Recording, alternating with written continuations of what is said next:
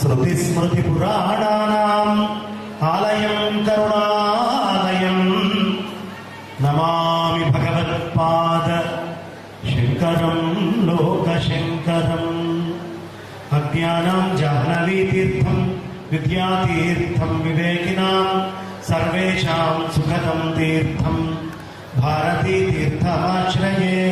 विद्या विनय संपन्नं वीतरागं विवेकिनं वंदे वेदांत तत्त्वज्ञं विधुशेखर भारती।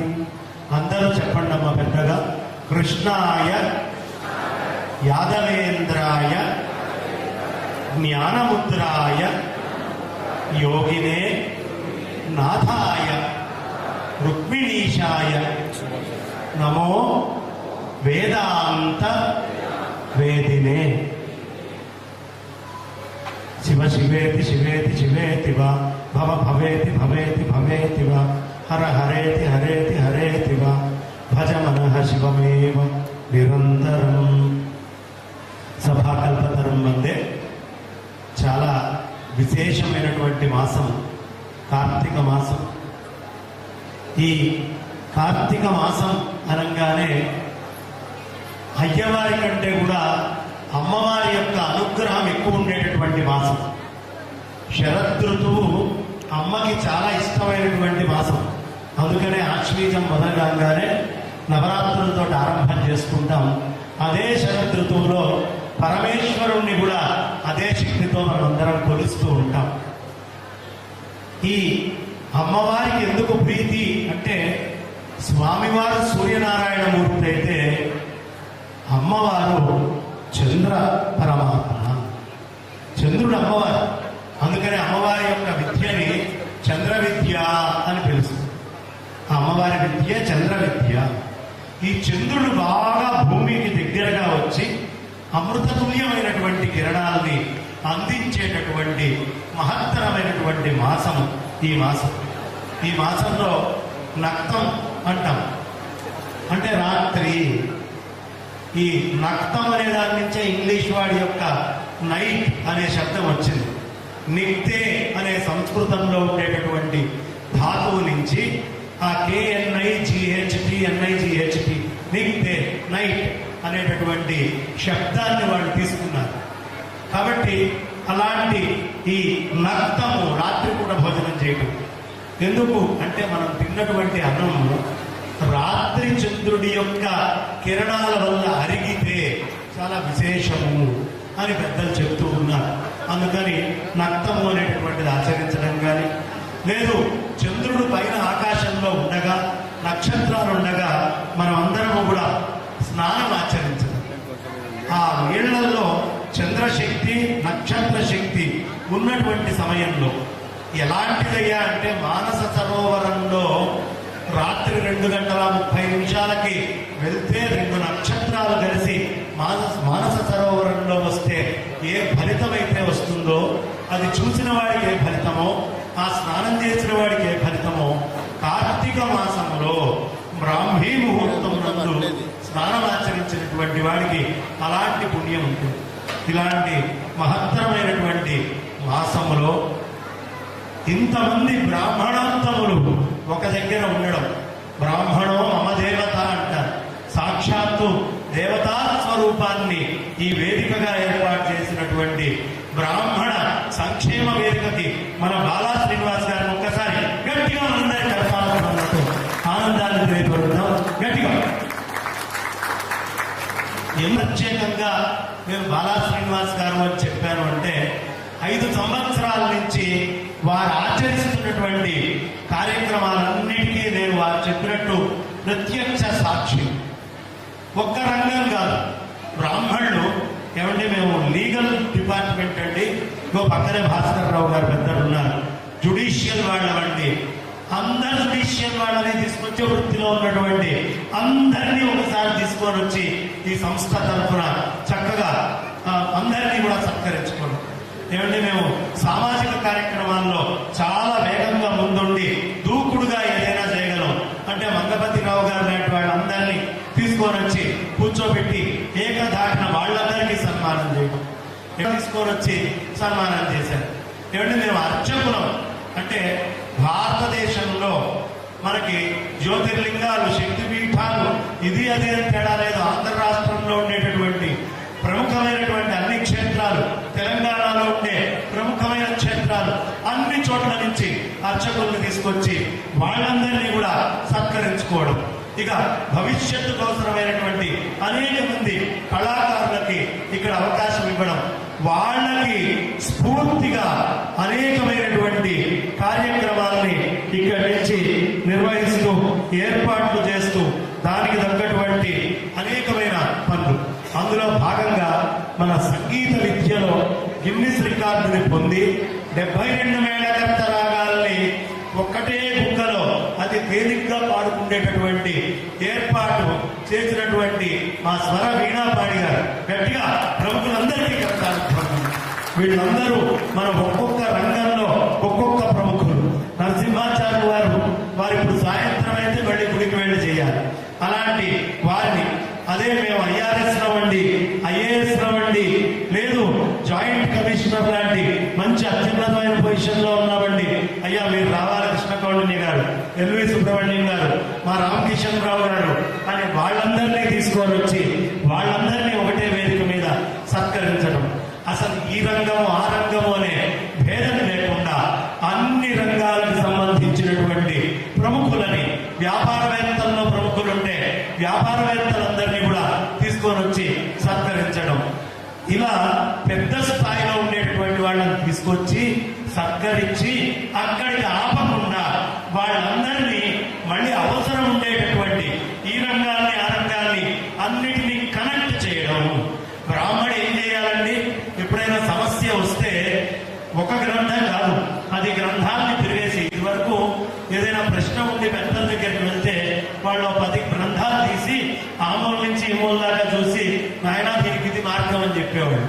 కానీ ఈ మధ్యకాలంలో ఈ మాధ్యమాలు పెరిగిన తర్వాత ఎవడైనా సరే మీ ప్రశ్న మా సమాధానం, మాకు తెలియని రంగం లేదండి, ఎవడు ఏది అడిగినా మేము సమాధానం చెప్తాం అని దేనికి పడితే దానికి మాట్లాడే స్థితి వచ్చినప్పుడు కాదు, అథెంటిసిటీ అనేది చాలా ప్రధానము అని గ్రహించిన బాలా శ్రీనివాస్ గారు బ్రాహ్మణ సంక్షేమ వేదిక తరఫున అన్ని రంగాల్లో ఉండే అథెంటిక్ పీపుల్ ని ఒక దగ్గరికి తీసుకొచ్చి వాళ్ళందరినీ ఏర్చి కూర్చి ఓ దగ్గర అద్భుతమైన మాలవాగా తయారు చేసి ఒకదాని యొక్క సుగంధం ఒకటి అన్ని విధాలుగా వచ్చి మొత్తం ఈ బ్రాహ్మణ వర్గానికి మొత్తానికి ఈ మొత్తం సమాజానికి ఒక అద్భుతమైన మాలని తయారు చేసేటటువంటి పనిలో ఉన్నారు.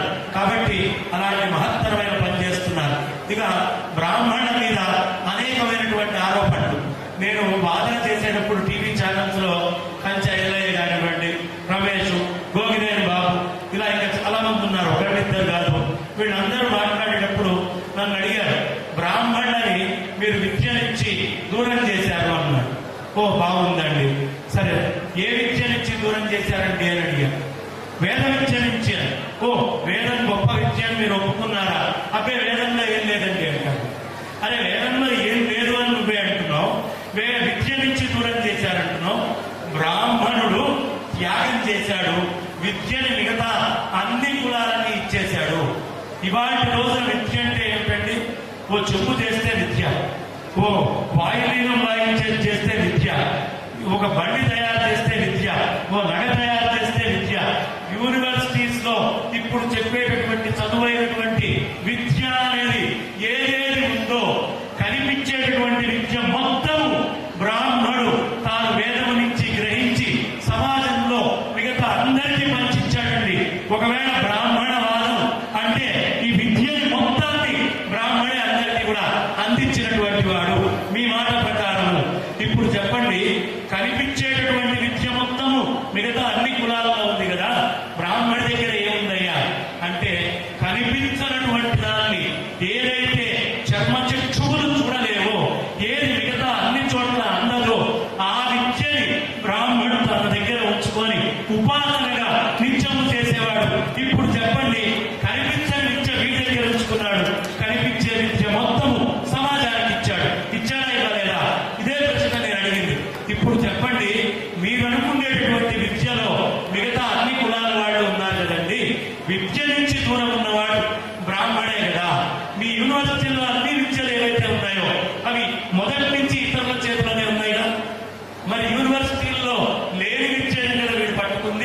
అంటే విద్యకి దూరమైనటువంటి బ్రాహ్మణుడికి మొట్టమొదట రిజర్వేషన్ ఇవ్వాలండి.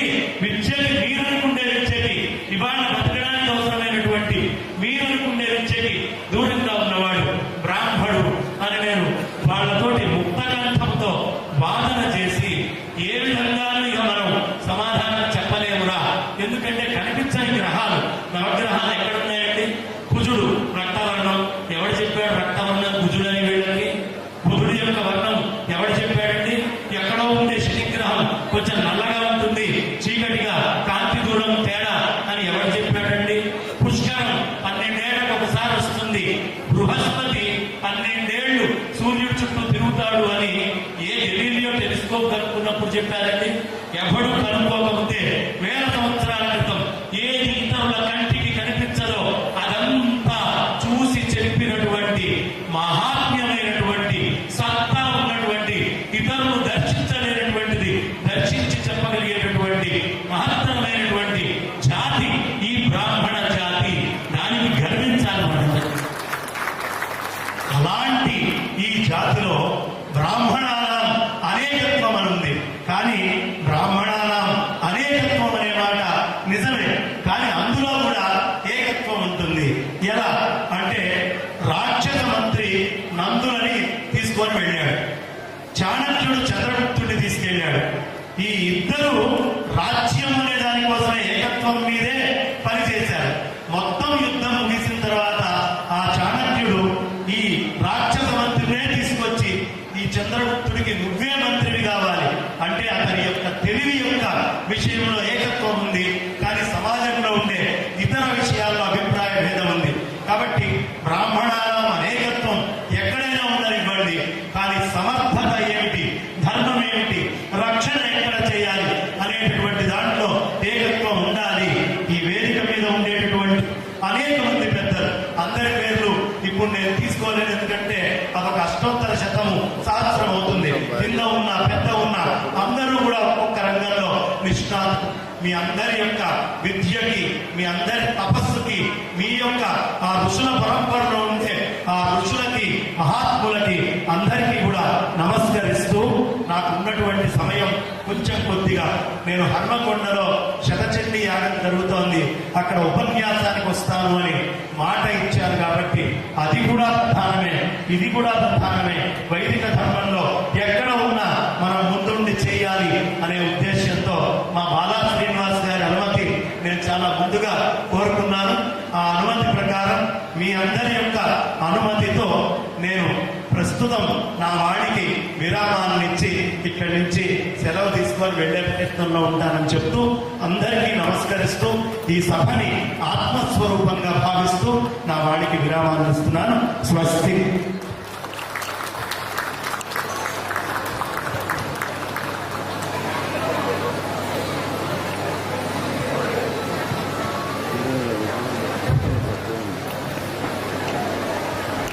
సరస్వతి నమః.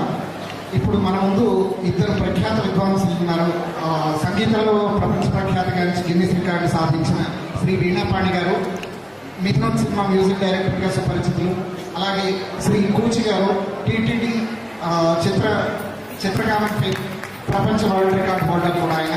సో వీళ్ళిద్దరు కార్యక్రమంలో ఇప్పుడు గురువు గారు, వీణాపాణి గురువు గారు పాట పాడుతుంటే దానికి తగ్గట్టుగా ఒక లైన్లో ఒక ఆట వేస్తారు. ఇది మనం రోజు చూసేది కాదు, మన కళ్ళెదురుగుండా జరుగుతున్న ఒక అద్భుతం.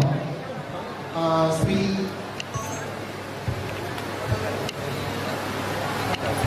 ఇప్పుడు వీణాపాణి గారు.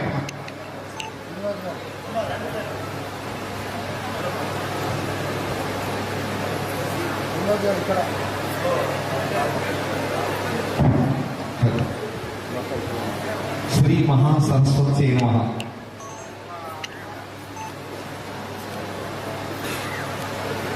ఈ వేదిక స్వర్ణ వేదిక అయిపోయింది. నేను స్వర వేదిక అనుకున్నాను, లేఖన వేదిక అనుకున్నాను. అక్కడ మహానుభావులు బంగారయ్య గారితో స్వర్ణ వేదిక అయిపోయింది. బ్రాహ్మణ స్వర్ణ వేదిక అంటే స్వర్ణయుగం జరుగుతుంది కాబోలు, అందుకే వారికి ఉన్నారు. దీనికి గణపతి పూజ బంగారయ్య గారు చేశారు. వారు మర్చిపోతారు. ఎలా అంటే దాదాపు 14 సంవత్సరాల క్రితం తిరుపతి నన్ను ఆహ్వానించారు ఒక కార్యక్రమానికి.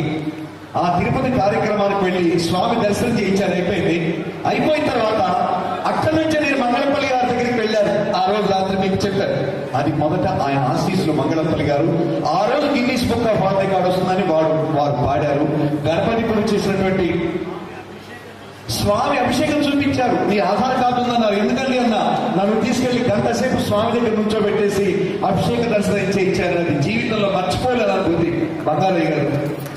ఎందుకంటే నేను దర్శనం చేసుకొచ్చానని చెప్పా. ఆయన వెళ్ళేది నా మాట వినకుండా ఆధార్ కార్డు పంపించండి అన్నారు. ఆధార్ కార్డు తీసుకుని నాకు తెల్లవారుసిన దర్శనంతో కాదు పుట్ట అభిషేకం ఏర్పాటు చేయించారు. ఇందులో ఒక విశేషం చెప్తాను. 72 మేళకర్త రాగాలు మూలమంతా కూడా అందులో తీసుకొచ్చాను. ఆ రోజు కాంపోజిషన్ తిరుమలలో 2014లో మా ఎల్వి సుబ్రహ్మణ్యం గారు టీటీడీకి వారు ప్రధానంగా ఈవోగా ఉన్నారు. అప్పుడు అక్కడి నుంచి మంగళంపల్లి వారి దగ్గరికి వెళ్తే, ఏమయ్యా ఇది నేను పాడగలనా అని ఆయన అన్నారు. ఈ రాగాన్ని 72 ఒకటే పాటలో ఏ రాగానికి ఆ రాగం ఈ పాటలో ఉందమ్మా. 72 మేళకర్త రాగాల నుంచే మిగతా జన్య రాగాలన్నీ పుట్టింది. ఈయనని ప్రపంచంలోనే ఏ సంగీతమైనా ఇప్పుడు ఈయన పాడినటువంటి 72 మేళకర్త రాగాల్ని దాటి ఇంకొక సంగీతం ఉండే అవకాశం లేదు. అందుకని గిన్నీస్ రికార్డ్ అది. ఇంకా విశేషం ఏమిటి అంటే ఏఆర్ రెహమాన్ కానివ్వండి, లేదు మన తమన్ గారు శివమణి కానివ్వండి, తమన్, వాళ్ళందరూ కూడా విని ఇట్ ఈస్ మార్వెలస్, ఇంకా ఇలాంటి పీస్ ఇంకొకటి ఉండదు అని ప్రత్యక్షంగా వీడియోలతో ఉన్నటువంటి అద్భుతమైన స్వర వీణా పాని ఇళయరాజు గారు కూడా చేతులెత్తారు. ఏమిటయ్యా ఇది ఎక్కడి నుంచి తీసుకొచ్చావు ఈ పాటని అని. అలాంటి అద్భుతమైన పాట ఈ కార్తీకంలో ఒక్కసారిగా 10 నిమిషాల్లో 72 మేళకర్త రాగాల్ని వినే భాగ్యాన్ని కలిగించడానికి ఒక్కసారి లేచి నిల్చొని గట్టిగా బంధతో ఆనందాన్ని తెలియపరుచుకున్నాం అని చెప్తూ నేను స్వస్తిని సెలవు తీసుకుంటున్నాను. ఇప్పుడు మన కళ్ళ ముందు ఇంకొక అద్భుతం జరిగింది. శ్రీ కూచి గారు ఈ అద్భుతమైన పాటకి లైవ్ లో ఒక ఆర్ట్ వేశారు. అద్భుతమైన ఆర్ట్.